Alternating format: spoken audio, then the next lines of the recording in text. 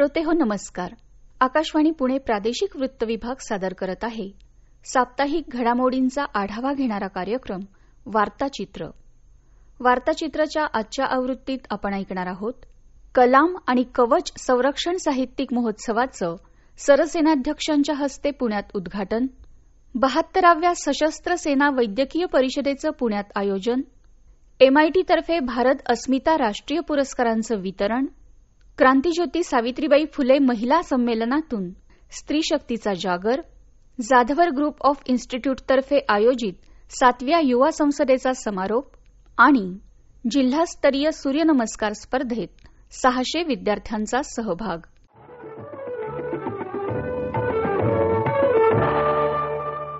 भारताचा समृद्ध सांस्कृतिक वारसा आणि वर्तमान राष्ट्रीय सुरक्षितता धोरणांचा मिलाप घडवणाऱ्या कलाम आणि कवच या संरक्षण साहित्यिक महोत्सवाचं उद्घाटन सरसेनाध्यक्ष जनरल अनिल चौहान यांच्या हस्ते नुकतंच पुण्यात झालं.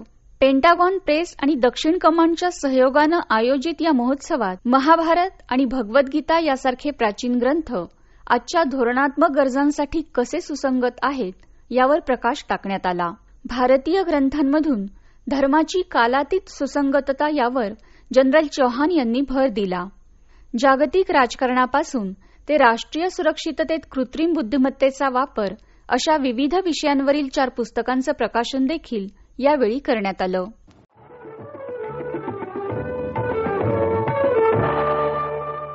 बहात्तराव्या सशस्त्र सेना वैद्यकीय परिषदेचं आयोजन पुण्यातील सशस्त्र सेना वैद्यकीय महाविद्यालयाद्वारे नुकतंच करण्यात आलं. देशभरातील लष्कर, नौदल आणि वायुदलाचे आरोग्य सेवा तज्ज्ञ यामध्ये सहभागी झाले होते. सशस्त्र सेनांसाठी तत्कालीन आणि भविष्यवेधी आरोग्य सेवा संशोधन आणि धोरणात्मक मुद्द्यांवर यावेळी व्यापक चर्चा करण्यात आली.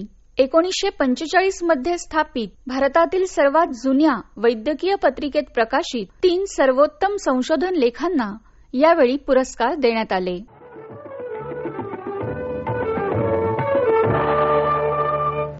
MIT विश्वशांती विद्यापीठ आणि भारत अस्मिता फाउंडेशन पुणे यांच्यातर्फे आयोजित करण्यात आलेला यंदाचा भारत अस्मिता राष्ट्रीय पुरस्कार प्रदान समारंभ नुकताच झाला.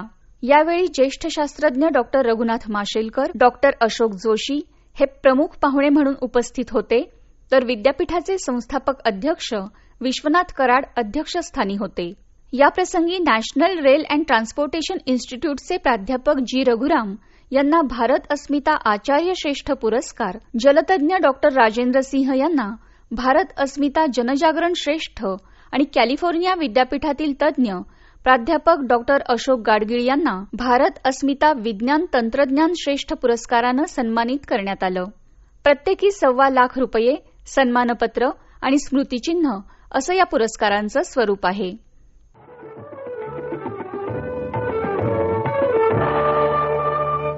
भारतीय महिला स्वदेश, स्वसंस्कृती आणि स्वत्व जपत अनेक क्षेत्रात कार्यरत आहेत. या स्त्री शक्तीचा जागर करण्यासाठी रविवारी पुण्यात एकदिवसीय क्रांतीज्योती सावित्रीबाई फुले महिला संमेलन आयोजित करण्यात आलं होतं. यामध्ये विविध क्षेत्रातील सुमारे 2200 महिला उपस्थित होत्या. उद्घाटन सत्रात इस्रोच्या चांद्रयान-3 मोहिमेतील प्रमुख महिला शास्त्रज्ञ डॉक्टर माधवी ठाकरे प्रमुख पाहुण्या म्हणून उपस्थित होत्या. यावेळी त्या म्हणाल्या, चंद्रयान-3 या मोहिमेमध्ये महिलांचा सक्रिय सहभाग होता. महिलांनी इथे आपलं जे योगदान दिलेलं आहे हे योगदान प्रचंड होतं. त्याचा सत्कार होतोय, सन्मान होतो आहे. हे सर्व महिलांसाठीच प्रेरणादायी आहे. ह्या महिला मोहिमेमध्ये काम करताना शास्त्रज्ञ असतात, पण घरी गेल्यानंतर त्या घरातली एक स्त्री जी पत्नी, आई, सून ह्या रूपामध्ये काम करत असते. आधुनिक शिक्षण पद्धती जी आहे ती आपल्याला आपले मूळ संस्कार विसरून पुढे जायचं असा सल्ला देत नाहीये. सर्व महिलांनी, ज्या सुशिक्षित महिला आहे त्यांच्या हातामध्ये एक मोठी जबाबदारी आपण दिलेली आहे. ती म्हणजे आपल्याला आधुनिक विचारांनी आधुनिकतेकडे जायचं आहे. त्यासोबतच आपले जे संस्कार आहेत हे संस्कार आपल्या नवीन पिढीला, येणाऱ्या पुढच्या पिढींना आपल्याला द्यायचे आहे. तसंच आज प्रत्येक महिलेनी आपले जे मुलं आहे मुलांना ह्या गोष्टी सांगणं गरजेचं आहे की आपल्याला आधुनिकता हवी आहे, ती विचारांची आधुनिकता हवी आहे. ती आधुनिकता आपल्याला आपल्या कुटुंब पद्धतीला मोडणारी नसावी, ती जोडणारी असावी. आणि ही कुटुंब पद्धत जी आहे ही फक्त घरापुरती मर्यादित नसून ती आपल्याला, आपल्या समाजाला, आपल्या देशाला जोडणारी हवी आहे. असं हे जेव्हा संस्कार ह्या नवीन पिढीमध्ये रुजतील त्यावेळेला ही पिढी नक्कीच देशाला तो सार्थ अभिमान जो आपण आज देतो आहे तो देऊ शकेल आणि भारत जे संपूर्ण विश्वामध्ये संस्कारी देश म्हणून जाणला जातो तो तसाच पुढे अग्रेसर राहील. आजचं हे संमेलन आपण इथे बघितलं. निवेदिताताईंनी खूप छान पद्धतीने याच्यामध्ये बऱ्याच गोष्टी सांगितल्या ज्या समाज व्यवस्थेला टिकवणाऱ्या होत्या. कन्याकुमारी इथल्या विवेकानंद केंद्राच्या राष्ट्रीय उपाध्यक्षा निवेदिता भिडे यांनी भारतीय महिलांचं राष्ट्रविकासातील योगदान या विषयावर मार्गदर्शन केलं. त्या म्हणाल्या, कुठलीही व्यवस्था जेव्हा स्वीकारल्या जाते ती जर अस्तित्वाच्या सत्यावर आधारित नसेल तर ती खूप जास्त दूर जाऊ शकत नाही. आणि सत्य काय तर हे पूर्ण विश्व परस्पर जोडलेलं, परस्पर संबंधित, परस्परावलंबी आहे. हे आज विज्ञान, पर्यावरण वगैरे सगळ्या शास्त्रांमध्ये लक्षातही येत आहे. हे सत्यच भारतीय दर्शनाचा आधार अनेक वर्षांपासून राहिलेला आहे. तर भारतीय महिला ज्या आहेत त्यांना जन्मतः याचं बाळकडू मिळालेलं आहे. भारतामध्ये आपल्याला आधार तर या शाश्वत सत्याचा, दर्शनाचा मिळाला आहे. आम्ही अर्थकामाला नकारत पण नाहीये. हे सगळं करून सुद्धा आपण आपल्या या सत्यावर आधारित आपली परिवार व्यवस्था वगैरे कशा व्यवस्थित केल्या पाहिजे, आपण समाज धारणेसाठी, राष्ट्र पुनरुत्थानासाठी कसं कार्य करायचं, त्याच्यामध्ये आपली सहभागिता कशी असली पाहिजे आणि ती या सत्यावर आधारित कशी असली पाहिजे, याचं सतत एक प्रकारचं आपल्याला याही विचारांचा प्रवाह ठेवला पाहिजे. आजचं हे जे महिला संमेलन आहे यातही 2000 पर्यंत महिलांनी सहभाग घेतला आणि त्या सगळ्या महिला अशाच आहेत की ज्या शिकलेल्या आहेत, ज्या विचार करतात आणि समाजाला दिशा देण्याचं क्षमता आणि सामर्थ्य त्यांच्यामध्ये आहे. आणि म्हणून हा विचार जसा पक्का घेऊन त्या जातील तर भारत राष्ट्र मानव जीवन म्हणजे स्वतंत्र पण असेल, त्याच्यामध्ये उपभोग पण असेल आणि तरी पण ज्या प्रकारे एक कर्तव्यबोध म्हणजे पर्यावरणाचं रक्षण आहे, मानवाची उत्क्रांती आहे, असं जे एक भारत उभं करू शकतो, तत्वज्ञान आणि त्यानुसार मानव जीवन. समारोप सत्रात चित्रपट अभिनेत्री विभावरी देशपांडे, सामाजिक कार्यकर्त्या अनघा लवळेकर यांनीही विचार व्यक्त केले.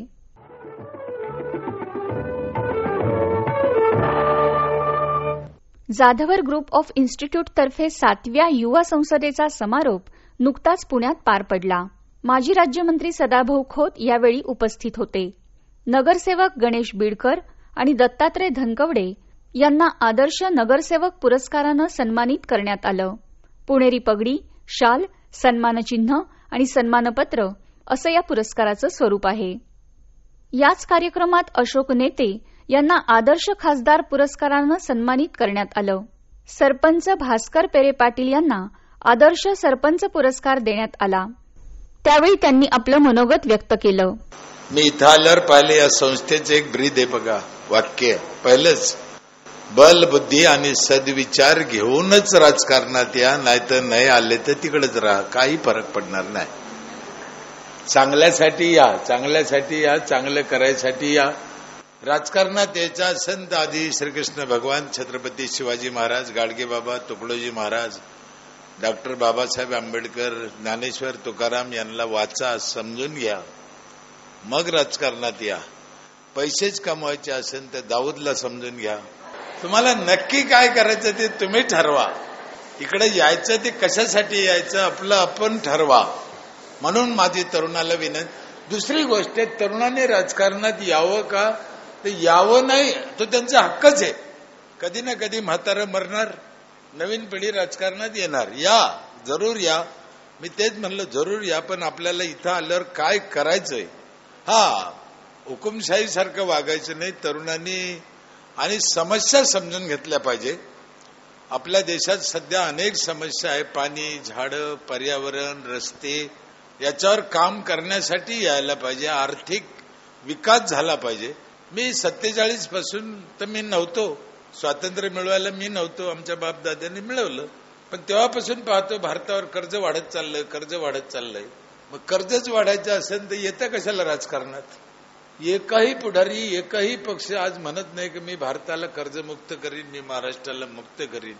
तो काय म्हणतो, मी समाजाला हे देईन, मी समाजाला ते देईन. कशातून देईन? तर कर्ज काढून देईन. हे अपेक्षित नाहीये राजकारणात. याने कधी ना कधी देशाचं वाटोळं होणार आहे. कमवून द्या ना, समाजाला ते द्यायचं आहेच, पण कमवून द्या ना. काय प्रॉब्लेम आहे?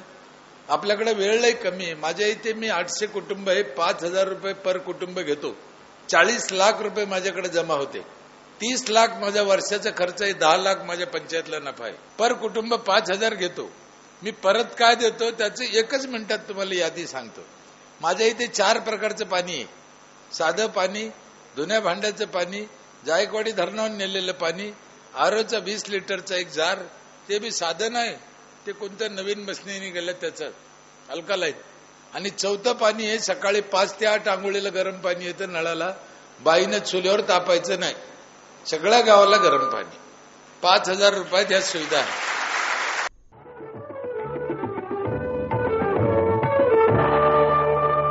श्री गंगाधर स्वामी महाराज पुण्यतिथीनिमित्त श्री देशमुख महाराज फाउंडेशन आणि DM फाउंडेशन यांच्या संयुक्त विद्यमानं जिल्हास्तरीय सूर्यनमस्कार स्पर्धेचं पुण्यात नुकतंच आयोजन करण्यात आलं होतं. 600 विद्यार्थ्यांनी एकत्रितपणे सूर्यनमस्कार घालत शारीरिक लवचिकतेचं दर्शन घडवलं. सारसबागेत आयोजित करण्यात आलेल्या या स्पर्धेत पुण्यातील 40हून अधिक शाळांतील 600 विद्यार्थी सहभागी झाले होते. फाउंडेशनचे प्रमुख विजय महाराज देशमुख यावेळी म्हणाले, आजच्या तारखेला साधारण 580 मुलांनी आतापर्यंत रजिस्टर केलेले आहे. 600 ते 700 मुलं ह्या वर्षी आहेत आणि दरवर्षी आपल्याकडे 800-900 असे विद्यार्थी 80 शाळांमधून सहभागी होत असतात. आणि सूर्यनमस्कार स्पर्धा घेण्यामागचा आपला जो उद्देश आहे तो उद्देश एवढाच आहे की सर्व म्हणजे 5वी ते 10वी वयोगट हे आम्ही गेली 17 वर्षे टार्गेट धरलेले आहे की ह्या वयोगटामध्ये मुलांचा बौद्धिक आणि शारीरिक विकास व्हावा की जेणेकरून भारताला एक अतिशय उत्तम नागरिक प्राप्त व्हावा, हा त्याच्या मागचा उद्देश आहे. म्हणून बौद्धिक स्पर्धा म्हणून आपण निबंध स्पर्धा, आंतरशालेय निबंध स्पर्धा घेतो आणि शारीरिक मुलांची प्रगती व्हावी यासाठी आंतरशालेय सूर्यनमस्कार स्पर्धा घेतो.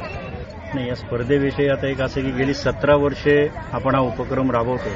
त्यातली निबंध स्पर्धा 17 वर्ष झाली आणि सूर्यनमस्कार स्पर्धेला 10 वर्ष झालेली आहेत आजपर्यंत. फक्त कोविडच्या काळामध्ये 1 वर्षभर आपली स्पर्धा आपण घेतली नाही. अदरवाईज आपण कंटिन्यू स्पर्धा घेतो आणि 600च्या वरच मुलं आतापर्यंत या स्पर्धेला उपस्थित आहेत. फक्त जी मी खंत मगाशी बोलून दाखवली की ह्याच्या पुढे महानगरपालिकेकडनं आम्हाला जर सहकार्य मिळालं आणि जर शिक्षण मंडळाकडनं सहकार्य मिळालं तर मी या ठिकाणी एक 4,000 ते 5,000 शालेय विद्यार्थ्यांची स्पर्धा घेऊ इच्छितो आणि ते प्रयत्न आमचे सुरू आहेत.